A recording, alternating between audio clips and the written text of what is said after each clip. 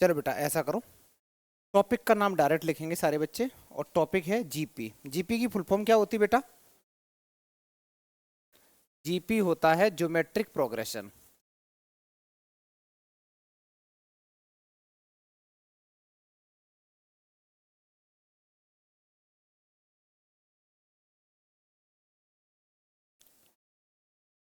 AP में क्या होता था, कोई बताएगा मेरे को? अर्थमेटिक प्रोग्रेशन तो होता था कुछ, क्या चीज कॉमन डिफरेंस बेटा सेम होता था ना, ठीक है। तो इसमें क्या होता रहता हो, इसमें कॉमन रेशियो सेम होता है। जैसे अगर ए वन ए टू ए3 और ए4, अगर ये चार टर्म जीपी में है मान लेते हैं, तो इनका जो कॉमन रेशियो होगा, कॉमन रेशियो का मतलब है आगे वाली टर्म को पीछे वाली टर्म से डिवाइड कर दो, तो ये रेशियो निकल के ये तो आता है ना। जैसे बेटा मैं 4 को 2 से डिवाइड करूं तो रेशियो क्या आएगा? 4 को 2 से डिवाइड करूं तो रेशियो कितना आएगा? 2:1 आएगा। 2:1 आएगा, जब कुछ नहीं है नीचे तो 1 है। अच्छा, ये इक्वल टू होगा A3/A2 के। ये इक्वल टू होगा A4 को इससे डिवाइड कर दो, A4/A3 से। ऐसे सिलसिला चलता रहेगा। ये जो रेशियो होता है, इस रेशियो को हम लोग आर बोलते हैं। आर क्या होता है? ये होता है कॉमन रेशियो। कॉमन रेशियो जल्दी से लिख लो बेटा, लिखो लिखो, आराम आराम से लिखते चलो।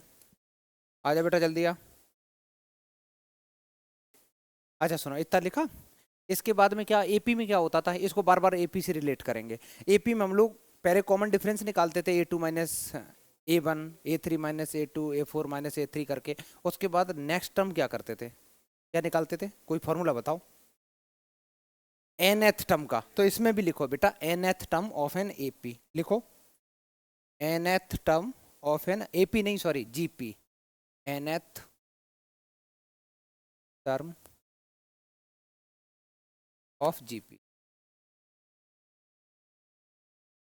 फॉर्मूला ये हो जाएगा बेटा, an equal to a r की पावर n-1।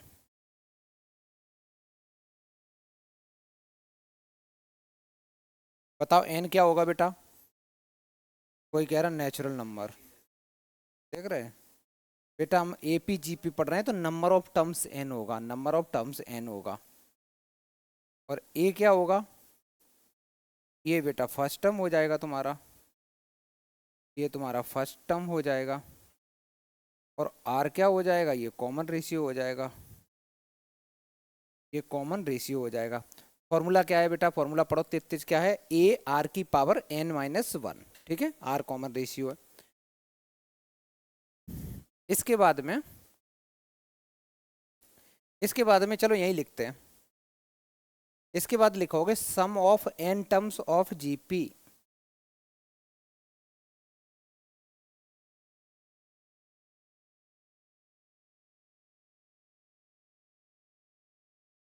अगर जीपी में सम पूछा जाए कि सम क्या होगा, तो सम का फॉर्मूला होता है SN equal to a times r की पावर n-1/r-1। बात खत्म नहीं हुई अभी, लिखना मत बेटा, थोड़ा सुन लेना। r-1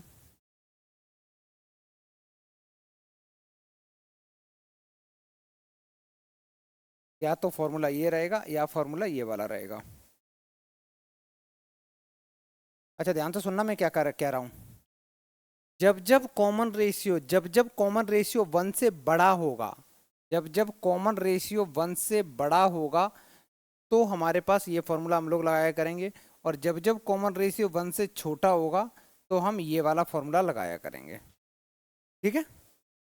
अच्छा अब ध्यान से देखो, ऊपर से अगर बेटा मैं -1 कॉमन ले लूँ और नीचे से भी -1 कॉमन ले लूँ, माइनस से माइनस काट दूँ, तो यही आ गया, तो कुछ नया नहीं है।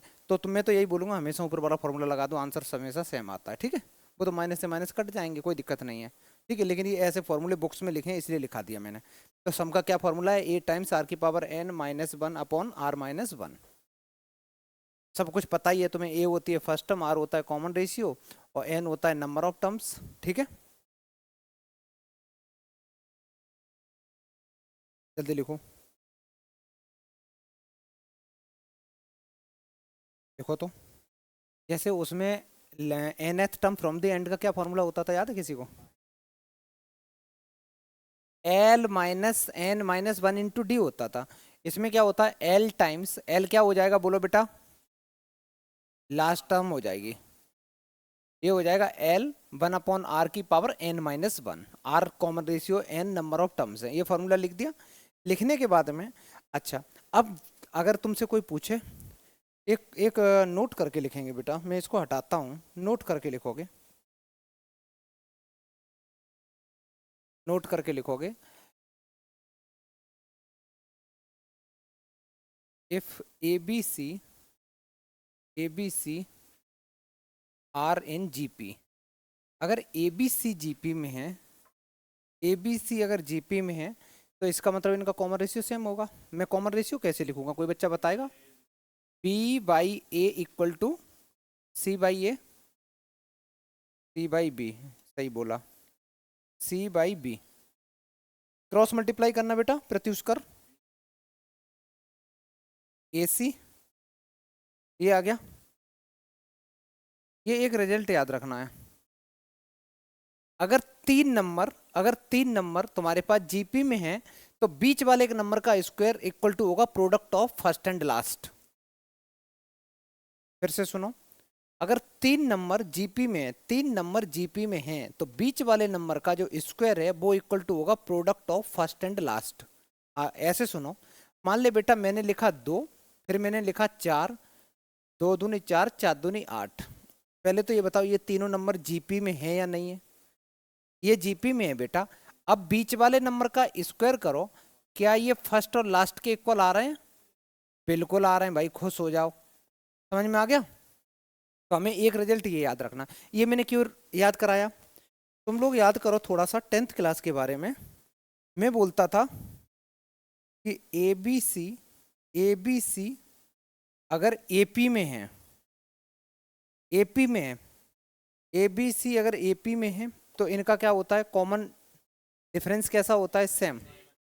मतलब b minus a equal to, बोल बेटा, सी माइनस बी, बी को इधर लाओ तो कितना हो गया, to be equal to a plus c. हो गया कि नहीं हो गया? तो जो अगर तीन नंबर एपी में होते थे, तो बीच वाले नंबर को डबल कर दो, वो फर्स्ट और लास्ट के सम के इक्वल आ जाता था। ठीक है?